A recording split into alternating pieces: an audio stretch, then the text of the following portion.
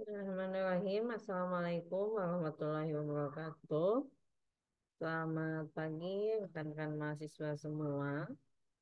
Dalam kegiatan tutorial online untuk mata kuliah manajemen proyek sistem informasi, tidak terasa sudah memasuki sesi ke-8 kegiatan tuton ini, di mana pada sesi ke-8 ini bahasanya adalah praktikum.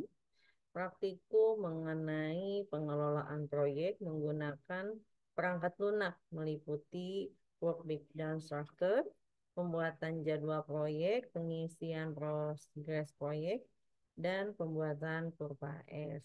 Silakan teman-teman untuk memanfaatkan materi inisiasi, juga nanti saya akan melampirkan recording bagaimana praktek untuk WBS, pembuatan jadwal, kemudian pengisian progres, serta pembuatan kurvanya yang bisa rekan-rekan mahasiswa praktekkan langsung juga di rumah masing-masing. Tidak lupa untuk menanggapi forum diskusi 8.